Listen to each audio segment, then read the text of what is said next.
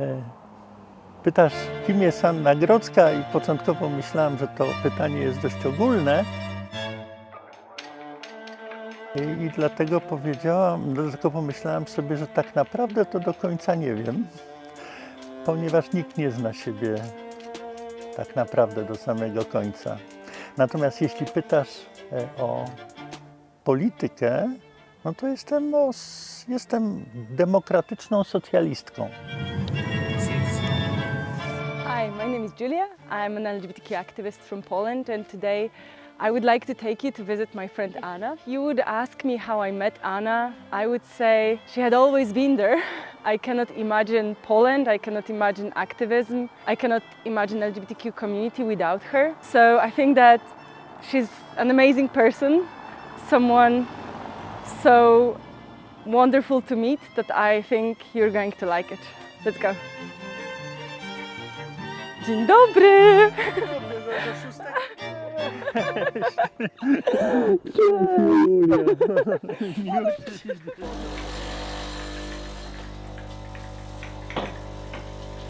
This is porcelana from Russia.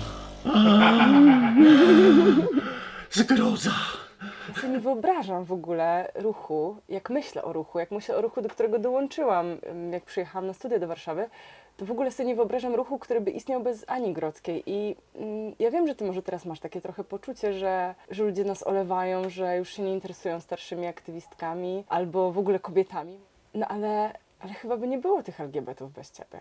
Byłyby, bo one były jeszcze, jak mnie nie było w ruchu, ale wiesz, no, ja się trochę przydałam w dwóch momentach. W jednym momencie to w takim, kiedy postanowiłam być aktywistką osób transpłciowych, prawda, i kiedy założyliśmy Fundację Transfuzja, która się objawiła jakoś tam wśród innych organizacji, chyba dość dynamicznie w owym czasie. A drugie, no to narobiło strasznie hałasu to, że nagle się objawiłam w parlamencie, wiesz, to było zaskoczenie dla mnie samej. No chyba dla całej Europy. No nie, no ja cię najpierw znałam, że tak powiem, z mediów, tak? Z mediów, z Facebooka i tak dalej, prawda, jako osobę, która świetnie organizowała marsze, tak? Te nasze prajdy, prawda, polskie. Trzeba opowiadać, jak to będziemy śpiewać pieśni mocno rewolucyjne, wiesz, Na Placu Zamkowym. Na Placu Zamkowym, tak, dokładnie. I całe przedstawienie, jakie tam by miało być i tak dalej. No i tak, o ile początek spotkania był, wszyscy ładnie się uśmiechali, o tyle jak ja przedstawiłam lewicową tą imprezę, to wszystkim miny schwaśniały. Poza jedną osobą to byłaś ty.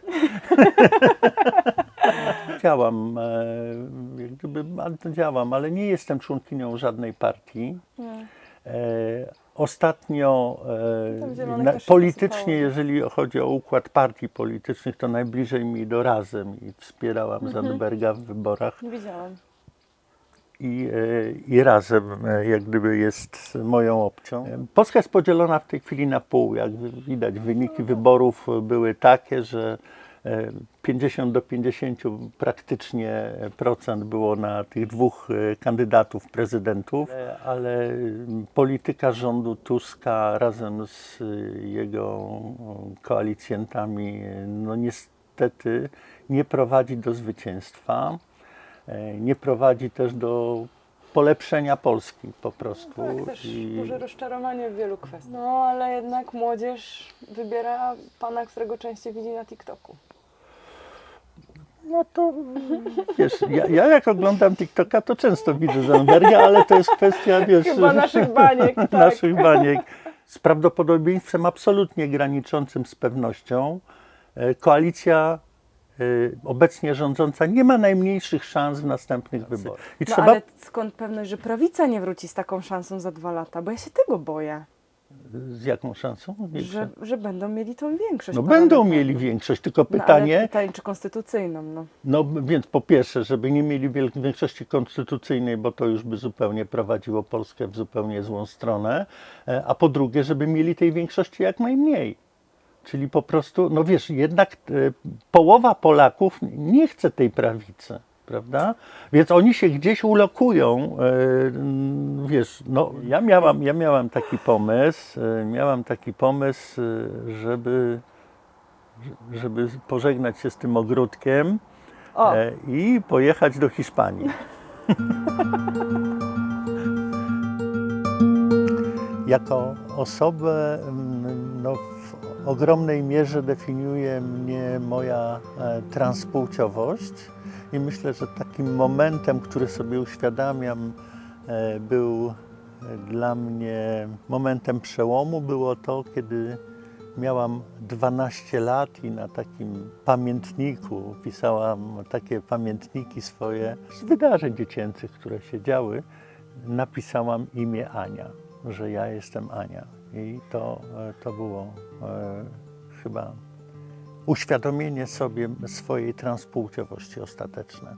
Wtedy, w latach 70., bycie w taki sposób w polityce, czyli w młodzieżowej organizacji lewicowej, zawsze była poszukiwaniem jak największej spójności z moimi poglądami. Nie zawsze ta spójność była 100%.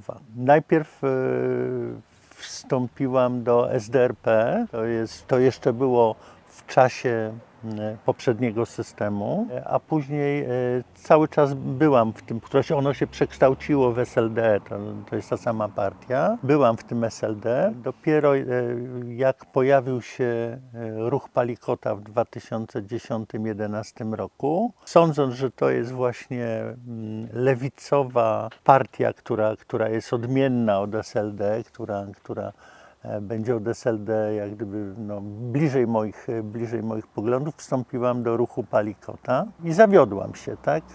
I zawiodłam się po 2 latach, już będąc w parlamencie, wyszłam z ruchu Palikota i przeszłam do Partii Zielonych, która wtedy określana była mianem arbuza. Zdecydowałam się występować do Sejmu po pierwsze dlatego, że wtedy miałam wrażenie, że ruch Palikota to jest taka nowa, świeża lewica. Jak już mówiłam, po 2 latach okazało się, że się myliłam. W każdym razie ja byłam wtedy aktywistką LGBT. Pojawili się do mnie emisariusze partii z zapytaniem, czy nie dołączyłabym do ich ekipy, do ruchu Palikota, prawda? Ale dlatego, że ja absolutnie byłam przekonana, że nie ma szans, żebyśmy się dostali. No i wiesz, brałam pod uwagę, że dobra, gdybyśmy się dostali, to mogę być, prawda, w tym parlamencie. Ale byłam przekonana, że to jest niemożliwe. Natomiast chciałam wykorzystać kampanię wyborczą do jak gdyby prowadzenia swojej aktywności aktywistycznej na rzecz osób transpłciowych, prawda? W połowie lat 90.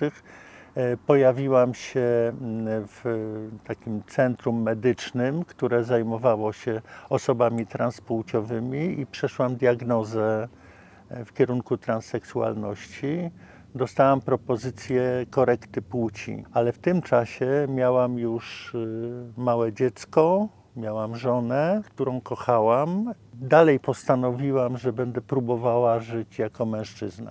Dopiero mając ponad 50 lat, kiedy mój syn był już dorosły, rozstałam się z żoną i dokonałam tranzycji formalnej, takiej prawnej. Mam teraz 71 lat. Przez kilka ostatnich lat myślałam, że mam dość aktywizmu, dość polityki, ale źle się dzieje i jak gdyby teraz szlak mnie trafił i powoli wracam do aktywizmu z poczuciem takim, że trzeba coś zrobić w tym miejscu, które zakładałam,